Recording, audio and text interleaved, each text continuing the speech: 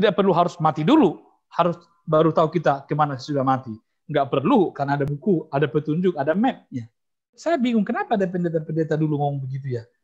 Dia nggak tahu, dia mau penjahat kek, mau dukun kek, mau dukun palsu kek, mau apa kek di kampung-kampung sana. Yang dukun berat ke gereja sampai dari lahir sampai mati, nggak pernah. Kerjanya cuma nggak ada pernah. Lalu begitu mati, ya punguan namar habuk ni roha tolema nunga sonang be amat tahun disiamuni itu hatta. Itu pelecehan itu.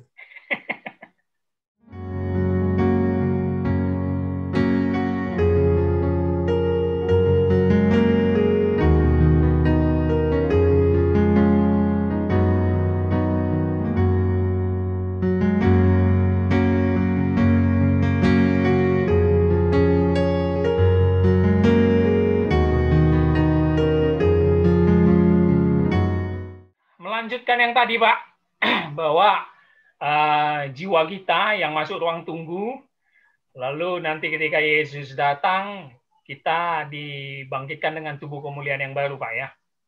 Oke, Pak, yang menjadi pertanyaan ini ada pertanyaan titipan, Pak. Apakah di surga nanti, ataupun yang tadi yakini di ruang tunggu itu intermediat, kita masih memiliki memori dan mengingat satu sama lain? Baik. Kalau merujuk kepada manusia yang utuh, tubuh, jiwa itu kan ada pikiran, itu ada memori, ada kenangan. Yang pertama, dan merujuk kepada peristiwa yang kalian sebut perumpamaan tentang Lazarus, maka Lazarus punya memori, dan juga orang kaya juga punya memori, punya ingatan.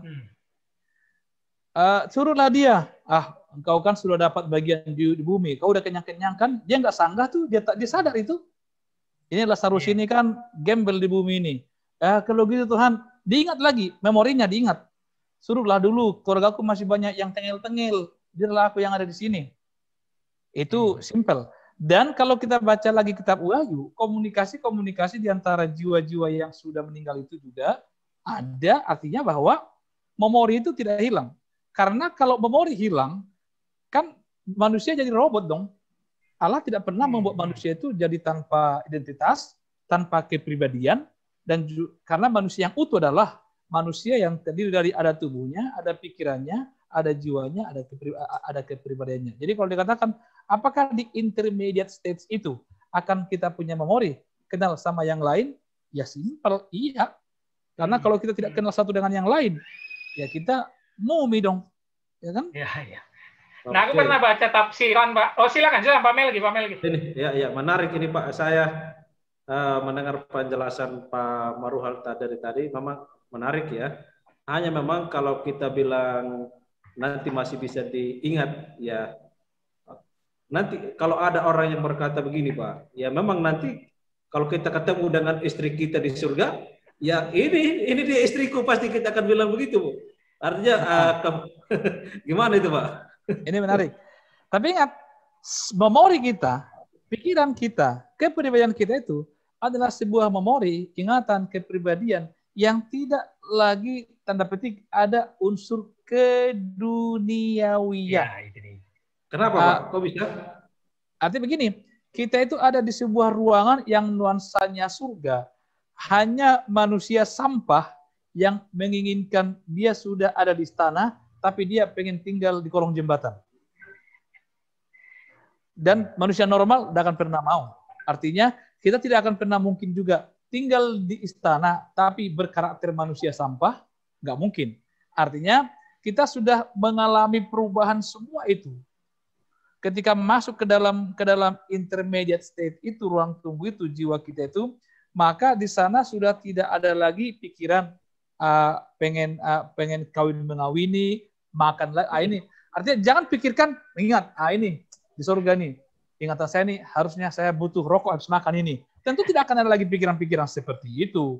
Ini BPK panggang ini, tidak ada lagi pikiran seperti itu. Karena apa? Itu sudah menjadi sebuah sampah dibanding dengan apa yang Tuhan berikan, yang Tuhan sajikan kepada kita di surga itu, gitu. Artinya pikiran kemuliaan yang diberikan Tuhan dalam pikiran kita udah nggak mikir sesederhana itu lagi. udah tidak mikir hal yang remeh-temeh receh kayak begitu lagi. Tapi memori kenal iya. Tapi keduniawian, kedagingan enggak. Karena kedagingan kita sudah mati. Kayak gitu loh. Sudah mati kan kedagingannya. Oke, menarik ini Pak. Aku coba lanjutkan sedikit lagi ya Pak ya. Mau coba melihat apa yang Bapak sudah sampaikan tadi. Kalau seandainya dia bilang begini, iya misalnya nih agak ekstrim ini saya ngomong ya Pak. Misalnya nih kan nanti kan kalau misalnya kita berhubungan suami istri tapi dalam rangka kekudusan Tuhan. Gimana Bapak menanggapi itu Pak? Baik. Sebelum sampai ke surga, sebenarnya kita tidak perlu sampai ke surga untuk memikirkan itu. Tidak perlu sampai ke surga, karena di bumi pun pertanyaan seperti itu sebenarnya sudah pernah diajukan oleh orang-orang yang ahli lah kepada Tuhan Yesus. Guru, nanti dia juga tahu di surga itu pasti ada memori, ada sebuah kehidupan. Nanti orang ini meninggal, lalu suaminya meninggal, ini meninggal lagi. Lalu dia meninggal lagi sampai 7 kali. Di dunia orang mati, atau katakanlah di surga itu, siapakah menjadi suami daripada perempuan ini? Kata Yesus, lu jangan mikir sampah kayak begitu. Lu jangan nyampah gitu. Jangan sesat ya kan? Lu jangan nyampah, jangan sesat begitu. Karena pola pikirmu di dunia ini tuh nanti begitu masuk ke surga sudah difilter, itu sudah masuk sebuah ruangan yang prosesnya panjang sehingga nggak ada lagi yang mikir-mikir begitu. Tidak ada bukan karena nggak mau, tapi kita sudah terlanjur kagum dengan semua kebaikan-kebaikan, sehingga pikiran-pikiran keduniawian kayak begitu nggak lagi. Nah ini bedanya, tanda petik surganya orang Kristen dengan surganya yang bukan Kristen. Ya. Jadi kalau seandainya ada pendeta bilang nanti di surga masih ada kawin-mawin, berarti itu sesat ya itu Pak? Sesat terlalu halus, sampah. Oke. Ya, selesai. Karena kata sesat itu sudah halus itu, sampah gitu. Sampah. Oke, Pak. Jangan makan sampah. Ya. Jadi memang ada juga penafsiran saya baca, Pak. Memang ketika di surga itu tetap ada memori, tapi Tuhan memberikan batasan memori kepada kita hanya untuk hal-hal yang surgawi, Pak ya. Tidak mungkin lagi menyentuh soal duniawi. Mungkin bahasa simpelnya adalah memori yang sudah dikuduskan barangkali itu. Nah ya, itu sudah dikuduskan. Nah yang menarik Pak, kalau kita tadi menyinggung tubuh kemuliaan yang akan diberikan Tuhan, baik ketika orang yang sudah mati ataupun ketika dia datang ada yang belum mati akan dapat tubuh kemuliaan, kan banyak yang bilang Pak, bagaimana dengan yang hancur-hancur, martir yang mati dipenggal, dibakar hidup-hidup, ya. Apakah tubuh kemuliaannya sama dengan tubuh dia waktu dewasa atau bagaimana Pak konsep itu kita memahaminya? Oke, baik. Ini tentu butuh pemikiran dan juga penafsiran yang hati-hati. Tentu untuk mempersingkat membypass menjawab pertanyaan ini, saya akan jawab Tuhan tahu dan Tuhan Maha Kuasa menentukan segala-galanya, ya kan? Tapi juga nggak begitu juga selagi masih bisa dijelasin. Nah, sesuatu begini. Kitab Wahyu kalau saudara baca itu juga penuh dengan sebuah kesaksian dari Wahyu dari Yohanes Pembaptis. Aku melihat ada jiwa-jiwa yang kepalanya dipenggal, yang dibakar, yang tubuhnya dibakar hidup-hidup. Lalu ketika nanti dibangkitkan sebagai tubuh kemuliaan, apakah mereka akan dibangkitkan tanpa kepala? Terus apakah mereka dibangkitkan dengan luka-luka bakar yang sangat mengerikan? Wah, itu nanti surga penuh dengan monster dong. Nah, saya pikir tuh begini. Ini bicara penafsiran, ini bicara kajian. Boleh percaya, boleh tidak, tapi sebaiknya percaya aja.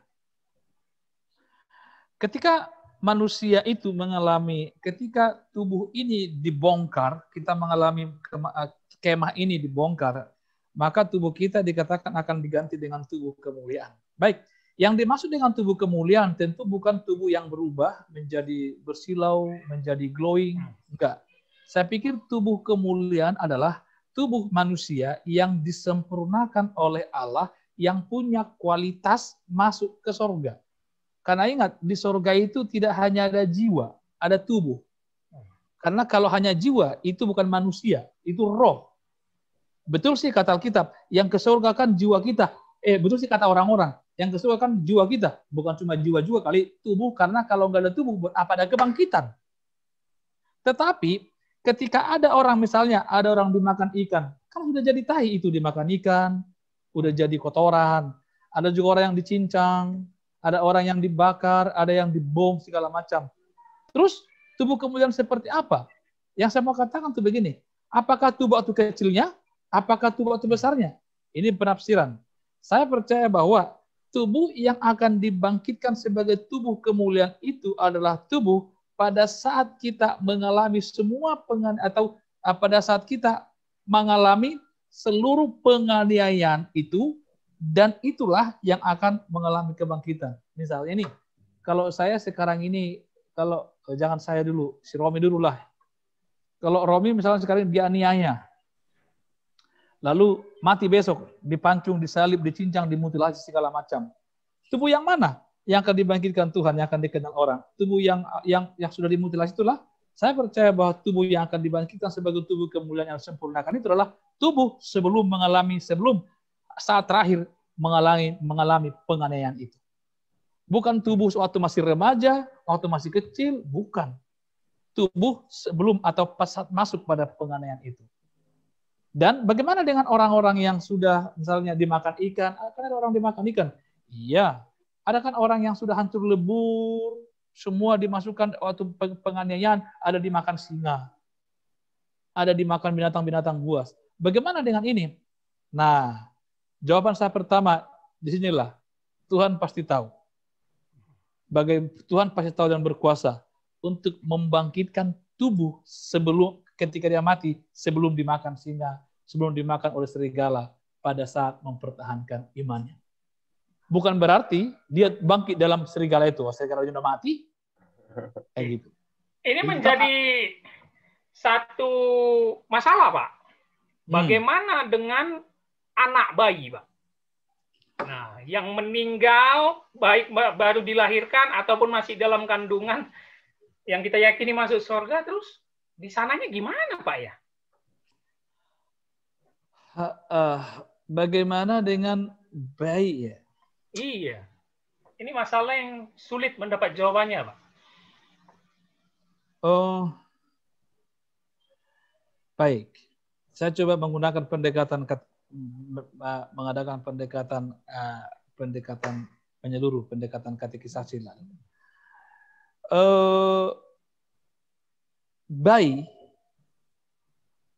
Baik dalam katakanlah anak-anak, baik dalam hukum Yahudi yang tidak bisa atau yang belum mengerti tentang Taurat, Talmud, dan juga tentang hukum-hukum Tuhan, selalu orang tuanya bertanggung jawab secara doktrin. Jadi kesesatan anak itu sering sekali digambarkan menjadi kesesatan orang tuanya. Jadi kalau misalnya bayi, ini boleh berbeda, ini bicara penafsiran. Saya masih menganut pandangan yang tradisional bahwa baik yang belum bisa mempertanggungjawabkan, yang belum bisa mengerti, yang belum bisa memahami Yesus, imannya, dan segala macam itu tentang hidup kekal, maka nasibnya ini, orang juga katakan, nggak adil dong, masa nasibnya tergantung kepada orang lain? Ya, terserah, selalu ada risiko. Tapi saya masih meyakini bahwa itu adalah tanggung jawab rohani dari orang tuanya. Nah, pertanyaan yang agak susah dijawab begini, adakah bayi yang mengalami misalnya mati dari kandungan kelak yang ada di surga? Ada nggak misalnya dia lahir dini, masih 6 bulan, aborsi? Ini saya nggak bisa jawab dan saya nggak mau sok tahu. Ya. Oke. Tapi dalam kekristenan, saya masih pendekatan katekisasi bahwa anak bayi itu tuh yang meninggal belum bisa mempertanggungjawabkan percaya segala macam, maka biasanya dalam doktrin sejarah gereja selalu dihubungkan dengan mengikuti tanggung jawab rohani orang tuanya. Dalam Alkitab juga sering begitu, iman Daud menyelamatkan Salomo. Iman Salomo juga banyak menyelamatkan anak-anaknya. Kalau Daud yang bersalah, dihukum anaknya. Kadang begitu. Ya. Oke. Misteri. Rekan-rekan, ada mau nambahin? Tadi memang saya lihat Pak Maruhal tidak menjawab secara ini ya, tapi saya agak sedikit menggali. Berarti menurut Bapak tanggung jawab orang tua ya, gitu kira-kira ya Pak ya jawabannya ya, Pak. Apakah mungkin maksudnya wajahnya nanti mungkin seperti orang tuanya, bisa nggak ya? Begini, anak itu kan punya wajah. Oh iya. Tidak ada manusia yang sama. Mirip iya, sama enggak. Jadi, maka saya katakan tadi menggunakan pendekatan katekisasi itu ya, karena dalam doktrin Ortodoks Protestan itu begini. Anak yang belum akil balik atau anak yang belum bisa mendeklarasikan, mempertanggungjawabkan atau beriman secara pribadi kepada Tuhan, itu tanggung jawab orang tuanya. Saya tidak mengatakan dosanya ditanggung oleh orang tuanya. Ya. Karena tidak ada manusia yang bisa menanggung dosa. Boro-boro nanggung dosa anaknya. Dosanya aja abrek, dia nggak bisa tanggung. Gitu loh. Jadi saya tidak bilang dia menanggung dosanya. Tanggung jawab rohani. Gitu loh. Artinya, ya kalau Tuhan lihat iman Bapak, kalau dia bapaknya memang hidup tidak karu-karuan, orang fasik, ya anak itu ya ke situ. Lalu katakan, Tuhan nggak adil dong. Kemisterian Allah dalam hal keadilan itu urusan Tuhan. Karena kita tidak boleh memikirkan keadilan Allah berdasarkan hukum-hukum manusia dalam bentuk keadilan. Tidak bisa. Kita hanya adil, dia maha adil. Jadi bicara wajah, Pak, percayalah, semua manusia punya wajah masing-masing. Dan tidak ada yang sama. Kendati ada ribuan yang mirip. Oke, ya Pak. Ini Pak, misalnya nih, saya mirip Justin Bieber, kata orang. Padahal enggak, jauh panggang dari api gitu loh. Kan hanya kata orang. Ya kan, masing-masing orang bisa mendefinisikan itu ya Pak ya. Nah iyalah. Oke Pak. Tadi apa lagi yang saya mau tanya tadi, tiba-tiba terlupakan. Intinya begini, jangan lagi berpikir asal mati ke surga, tunggu dulu gitu. Oke, berarti gimana menyikapi polemik yang kita supaya jangan salah ngomong, Pak ya. Terus tren-tren orang kalau di doa penghiburan itu kayaknya semua pasti masuk surga, Pak ya. Nggak ada saya berbeda. Saya nggak pernah ngomong begitu. Kalian aja kali. Saya enggak. Gimana mencontohkannya, Pak? Saya punya banyak cara untuk menjelaskan secara tersembunyi. Dan juga memang sewaktu itu saya radikal memang, sewaktu-waktu. Tapi jika situasinya tidak membutuhkan radikal, harus perlu yang soft. Saya katakan ketika orang itu meninggal dan dia orangnya baik, kita cukup mengatakan sekarang dia sudah mengalami ketenangan, mengalami damai sejahtera, sudah mengalami suasana surga itu. Ya. Dan kelak ia akan juga mengalami kesempurnaan surga itu ketika segala-galanya, ketika Tuhan akan menghakimi dia dan juga akan datang menghakimi kita yang hidup. Apa susahnya? Hanya kita terlanjur menjadi, saya kutip perkataan Ayub. Sering sekali kita ini menjadi penasihat sialan. Penghibur palsu. Yang penting orang ini terhibur walaupun mengatakan kepalsuan. Nah, kebalikannya kalau Bapak kenal nih orang jahat gitu lah. Gimana Bapak ngomongnya? Ini yang saya bilang radikal ini nih. Suatu saat saya pernah mau disomasi oleh orang. Ya begitu, biasalah orang-orang kita Batak meninggal. Saya tahu dia meninggal yang karena apa?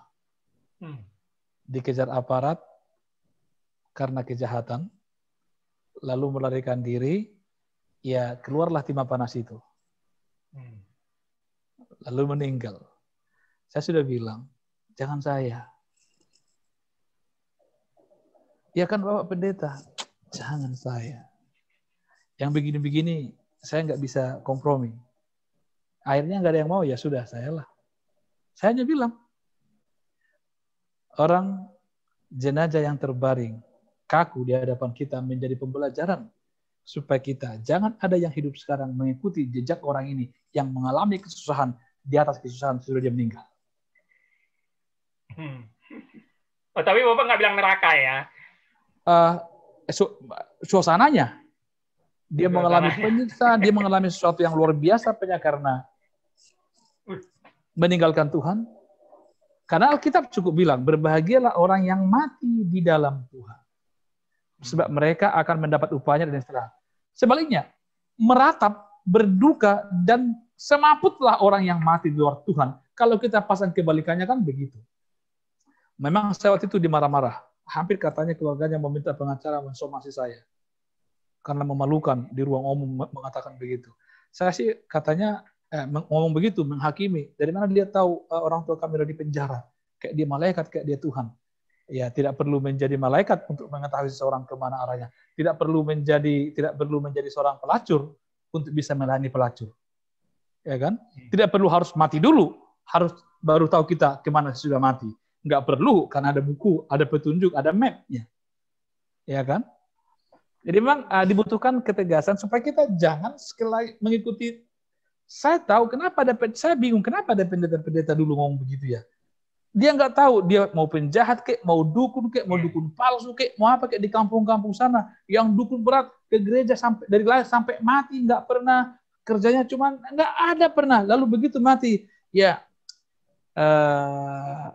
punguan namar habuk niroha tolema nunga sonang be amat tahun disiamuni itu hatta. Itu pelecehan itu. Itu pelecehan kepada Tuhan, pelecehan kepada surga itu. Saya amit-amit jabang baik. Mati pun saya akan mau ngomong begitu. Tapi kecuali dia baik, kita bisa dong, karena kita harus belajar dari pengalaman. Kalau dia mati dengan dalam kepastikannya, belajar supaya jangan begitu. Kalau dia mati dalam ketaatannya, belajar orang ini telah setia sampai akhir dan ini cocok menjadi teladan bagi kita.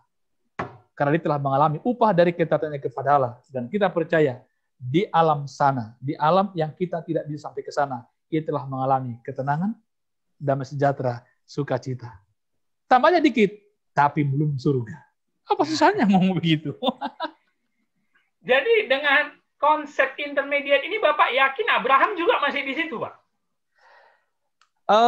Sejauh Alkitab ini tidak ditambah, tidak dikurang, dan saya yakin sampai kapanpun Alkitab tidak akan ditambah, tidak akan dikurang sampai Tuhan datang kedua kali. Ya.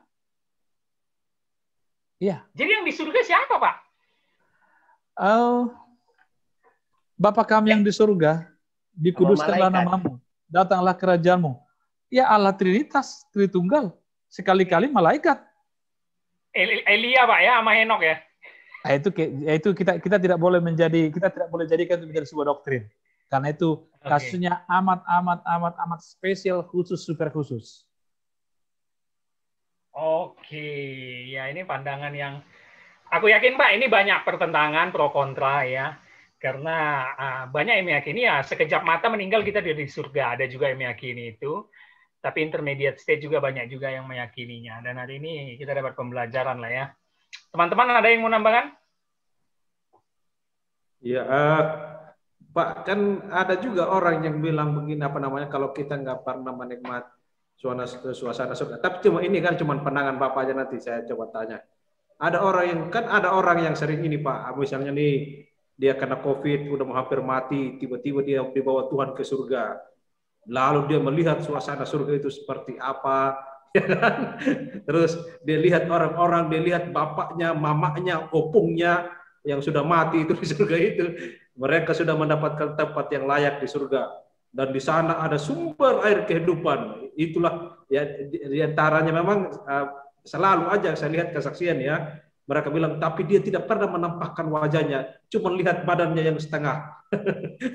Ya, berarti ya menurut pandangan mereka memang kalau mereka sudah mati, mereka sudah di surga, Pak. Gimana itu, Pak? Memang begini, saya percaya ada orang yang pernah ke surga.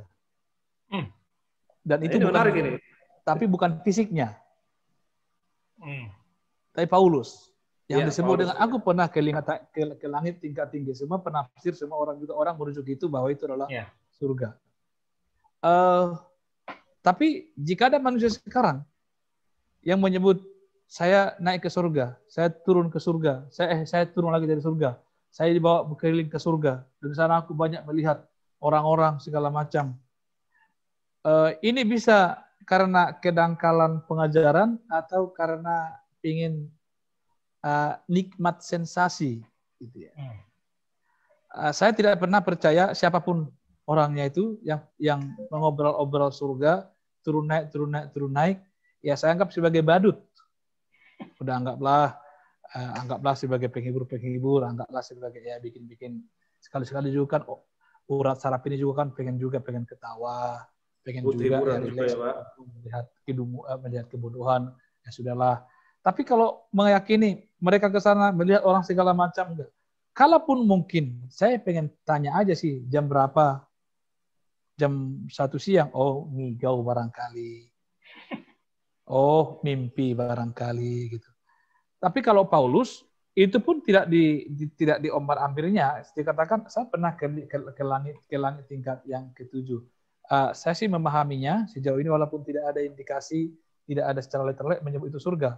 Tapi saya memahami itu bahwa dia jiwanya pernah diberikan Tuhan kesempatan, peluang untuk melihat, menikmati surga. Dan dia tidak lihat ada banyak orang di sana. Nggak ada tuh. Kalau baca juga Yohanes, ketika dia juga rohnya dibawa melihat ke surga, nggak ada juga banyak orang di sana. Bacanya Wahyu gitu loh.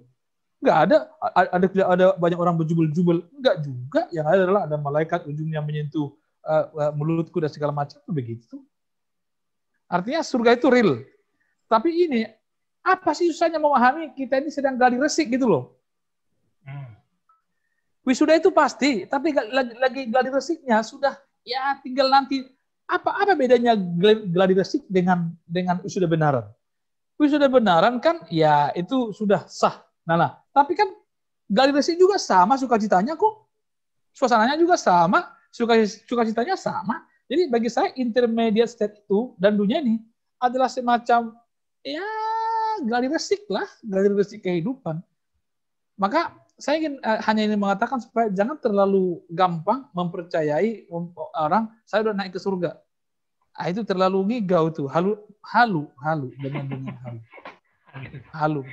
Karena coba dulu buktikan kepada kita siapa orang yang paling hebat dalam perjanjian lama. Kecuali jangan sebut dulu Elia yang naik ke surga itu. Yang lain dulu. Ada nggak yang mati ke surga? Ada nggak? Bahkan Tuhan Yesus saja dikatakan turun ke dunia orang mati kok. Lalu setelah itu dia naik ke surga. Artinya apa? Dia melewati proses itu tuh. Saya juga yakin nanti saya mati, saya ke dunia orang mati.